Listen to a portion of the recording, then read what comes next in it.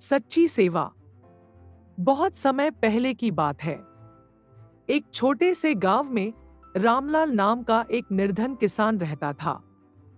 वह ईमानदार, परिश्रमी और दूसरों की सेवा करने में विश्वास रखने वाला व्यक्ति था। उसका मानना था कि सच्ची सेवा ही सबसे बड़ा धर्म है। रामलाल की खुद की आर्थिक स्थिति बहुत अच्छी नहीं थी, लेकिन फिर भी वह दूसरों की मदद करने से कभी पीछे नहीं हटता था।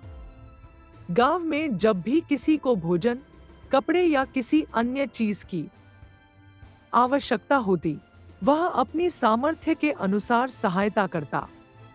उसका मानना था कि यदि वह किसी की मदद कर सकता है, तो उसे अवश्य करनी चाहिए। एक दिन रामलाल अपने खेत में काम कर रहा था। तभी उसने देखा कि एक बूढ़ा व्यक्ति रास्ते में बेहोश पड़ा हुआ है। उसके कपड़े फटे हुए थे और ऐसा लग रहा था कि वह कई दिनों से भूखा था। रामलाल ने बिना कोई देर किए उसे अपने घर ले गया। उसने उस बुजुर्ग को पानी पिलाया, खाना खिलाया और आराम करने के लिए बिस्तर दिया। जब बुजुर्ग की आंखें खुली, तो उन्होंने कृतज्ञता भरी नजरों से रामलाल को देखा और कहा, बेटा, तुमने आज मेरी जान बचा ली। मैं कई दिनों से भूखा था और किसी ने मेरी मदद नहीं की। तुम्हारी यह सच्ची सेवा मैं कभी नहीं भूलूंगा। रामलाल ने मुस्कुराते हुए कहा, बाबा, यह तो मेरा कर्तव्य था। सेवा करने से आत्मा को संतोष मिलता है और यही सच्चा धर्म है। बुजुर्ग व्यक्ति ने रामलाल से कहा, बेटा, मैं कोई साधारण व्यक्ति नहीं हूं। मैं एक साधु हूं और वर्षों से इस संसार की यात्रा कर रहा हूं। तुमने निस्वार्थ भाव से मेरी सहायता की है, इसलिए मैं तुम्हें आशीर्वाद देता हूं कि तुम्हारी मेहनत रंग लाएगी और तुम्हारे जीवन में कभी भी धन और अन्न की कमी नहीं होगी। रामलाल ने सिर झुकाकर साधु का आशीर्वाद लिया। अगले ही दिन से उसकी खेती में अनोखी वृद्धि होने लगी। पहले जहां वह मुश्किल से 2 वक्त का खाना जुटा पाता था, अब उसकी फसल इतनी अच्छी होने लगी कि वह गांव के अन्य जरूरतमंदों की भी सहायता करने लगा। धीरे धीरे उसकी हालत सुधर गई और वह पूरे गांव में अपने दयालु स्वभाव और निस्वार्थ सेवा के लिए प्रसिद्ध हो गया। रामलाल अब गांव में एक प्रतिष्ठित व्यक्ति बन चुका था। उसकी निस्वार्थ सेवा ने उसे सभी का प्रिय बना दिया था। लेकिन उसने अपनी संपत्ति और समृद्धि को कभी घमंड में नहीं बदला। उसके लिए सेवा ही सबसे बड़ा धर्म था। कुछ समय बाद गांव में एक भयंकर सूखा पड़ा। न तो बारिश हुई और न ही खेतों में अन्न उगा। लोग भूख से तड़पने लगे। जिनके पास अनाज का भंडार था, वे ऊंची कीमत पर उसे बेचने लगे, जिससे गरीबों की हालत और भी खराब हो गई। लेकिन रामलाल ने ऐसा नहीं किया। उसने अपने गोदाम का दरवाजा सभी गांव वालों के लिए खोल दिया और कहा, यह अनाज मेरे लिए नहीं, बल्कि आप सबके लिए है। जब तक यह बचा है, कोई भूखा नहीं रहेगा। गांव वाले उसकी दरियादिली देखकर हैरान रह गए। जहां बाकी लोग अपने स्वार्थ में डूबे हुए थे, वहीं रामलाल ने सबकी चिंता की। इस घटना की चर्चा दूर दूर तक फैल गई। यह बात वहां के राजा तक भी पहुंची। राजा ने सोचा, कैसे कोई व्यक्ति बिना किसी स्वार्थ के इतना बड़ा त्याग कर सकता है।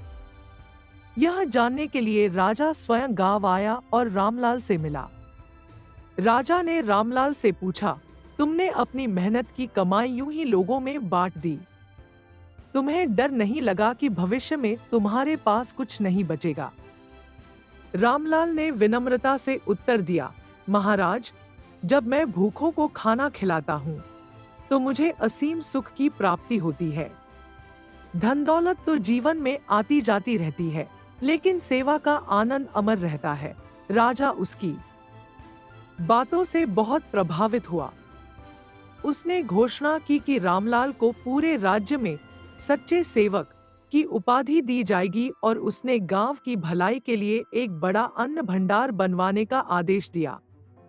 रामलाल ने अपने जीवन का हर पल दूसरों की सेवा में लगाया। धीरे धीरे उसका गांव समृद्ध हो गया और वहां कोई भी भूखा नहीं रहता था। उसकी मृत्यु के बाद भी लोग उसकी कहानियां सुनते और बच्चों को सिखाते कि सच्ची सेवा ही सबसे बड़ा धर्म है। आज भी जब लोग निस्वार्थ सेवा की मिसाल देना चाहते हैं तो वे रामलाल का उदाहरण देते हैं। राजा द्वारा सम्मानित किए जाने के बाद भी रामलाल में कोई बदलाव नहीं आया। वह अब भी पहले की तरह सरल और निस्वार्थ भाव से सेवा करता रहा। उसकी सेवा का प्रभाव इतना गहरा था कि गांव के लोग भी अब दूसरों की मदद करने लगे। पूरा गांव एक परिवार की तरह रहने लगा, जहां हर कोई एक दूसरे की सहायता करता था।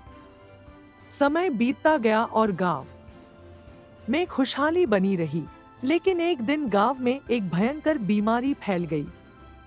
लोग तेजी से बीमार पड़ने लगे।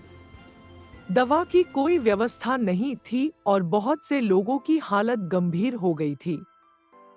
रामलाल ने यह देखा तो वह तुरंत सक्रिय हो गया। वह अपने घर में ही एक आश्रय स्थल बना दिया, जहां बीमारों की देखभाल की जाने लगी। वह दिन रात मरीजों की सेवा करता, उनके लिए जड़ी बूटियों से औषधियां तैयार करता और उन्हें हिम्मत देता। राजा ने जब यह सुना तो तुरंत वैद्यों को गांव भेजा और मदद के लिए धन दिया। लेकिन रामलाल का सेवा भाव देखकर सभी चकित थे। वह बिना रुके गांववासियों के लिए काम कर रहा था। रामलाल की सेवा का सिलसिला जारी था, लेकिन लगातार काम करने और आराम न करने के कारण वह स्वयं भी बीमार पड़ गया। गांव के लोगों ने जब यह देखा तो वे बहुत दुखी हुए। अब वही लोग जिन्हें रामलाल ने बचाया था, उसकी सेवा करने के लिए आगे आए। लेकिन रामलाल ने मुस्कुराते हुए कहा, मुझे अपनी चिंता नहीं है। जब तक मेरे प्राण हैं, मैं सेवा करता रहूंगा। यही मेरा धर्म है। कुछ समय बाद जब बीमारी खत्म हो गई और गांव फिर से स्वस्थ हो गया, तब रामलाल ने अपनी अंतिम सांस ली। उसकी मृत्यु के बाद पूरा गांव रो पड़ा, लेकिन उसकी सेवा की भावना गांव वालों के दिलों में अमर हो गई। गांव के लोगों ने मिलकर एक विशाल मंदिर और सेवा केंद्र बनवाया, जिसे रामलाल सेवा धाम नाम दिया गया। वहां जरूरतमंदों को भोजन, दवाई और रहने की सुविधा दी जाती थी।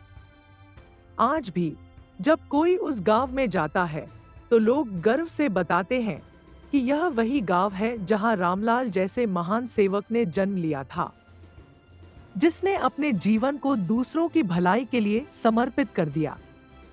रामलाल की मृत्यु के बाद भी उसकी सेवा की लौ बुझी नहीं। गांव वालों ने उसकी सीख को अपनाया और सेवा को अपने जीवन का हिस्सा बना लिया। अब यह गांव सिर्फ अपने हरियाले खेतों और खुशहाल जीवन के लिए ही नहीं, बल्कि अपनी निस्वार्थ सेवा भावना के लिए भी प्रसिद्ध हो गया था। दूर दूर से लोग यहां आते और सीखते कि कैसे सेवा का वास्तविक अर्थ समझा जा सकता है। राजा ने रामलाल की स्मृति में बनाए गए रामलाल सेवा धाम को और बड़ा करने का आदेश दिया।